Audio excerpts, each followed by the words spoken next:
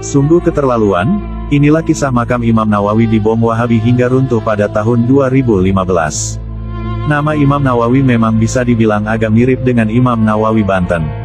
Siapa yang tidak kenal dengan sosok intelektual Islam abad ke-13 Masehi yang sangat dihormati dan karya jasanya sangat bermanfaat bagi umat muslim di seluruh dunia hingga saat ini. Beliau merupakan penulis kitab Riyadhus Shalihin yang sangat luar biasa keilmuannya. Beliau adalah ulama fikih yang sangat dihormati dalam kalangan umat Islam. Mari kita melihat lebih dekat tentang biografi singkat Imam Nawawi.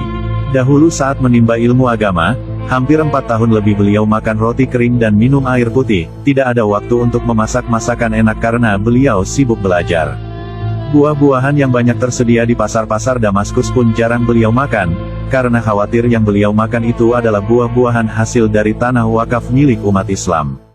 Imam Nawawi juga dikenal memiliki banyak karomah luar biasa. Cerita tentang karomah Imam Nawawi juga memenuhi buku-buku yang membahas tentang karamah ulama.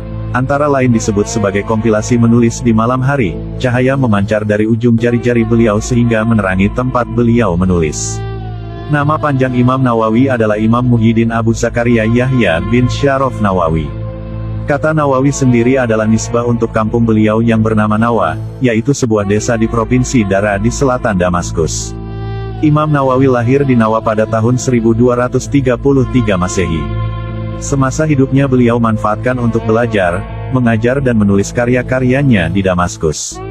Pada tahun 676 Hijriah, beliau kembali ke kampung halamannya di Nawa setelah mengembalikan berbagai kitab yang dipinjamnya dari sebuah badan wakaf. Beliau juga menziarahi makam para gurunya dan bersilaturahim kepada para sahabat beliau yang masih hidup. Pada hari keberangkatan beliau ke Nawa, para jamaah yang beliau bina melepas kepergiannya di pinggiran kota Damsyik atau Damaskus. Mereka bertanya kapan mereka dapat bertemu lagi. Namun Imam An-Nawawi menjawab bahwa mereka akan bertemu setelah 200 tahun. Awalnya mereka tidak mengerti perkataan sang imam, namun akhirnya mereka faham bahwa yang dimaksud sang imam adalah setelah hari kiamat. Pada saat wafatnya Imam Nawawi, kabar itu menyebar luas hingga Damaskus. Semua orang bersedih dan kehilangan atas wafatnya sang imam.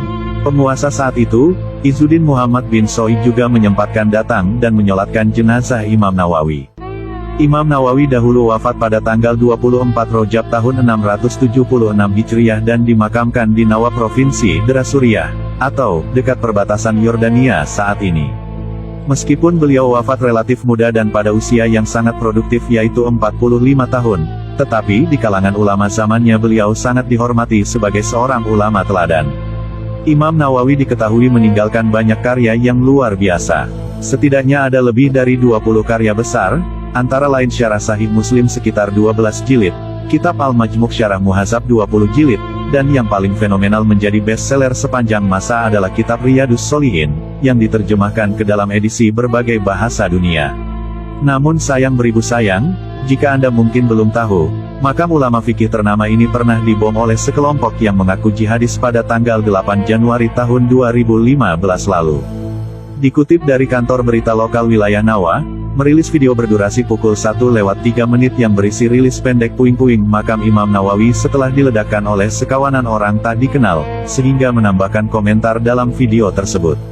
Namun, Al Jazeera melaporkan bahwa pelakukannya adalah Jabhah Nusrah. Pejuang Al-Nusra menganggap bahwa penghormatan kepada makam Imam Nawawi tersebut sama halnya dengan menyembah berhala. Mereka menyamakan aksi mereka dengan penghancuran kuil berhala. Mereka menanam bahan peledak tepat di tengah-tengah makam Imam Nawawi. Kemudian, suara ledakan bom ini dikeluarkan hingga terdengar seluruh penjuru kota Nawa. Sebelum meledakkan makam Imam Nawawi ini, Jabhah Nusrah yang berafiliasi kepada sekte Wahabi ini juga pernah meledakkan makam sahabat Nabi Muhammad yaitu Ammar bin Yasir yang juga terhubung di Suriah.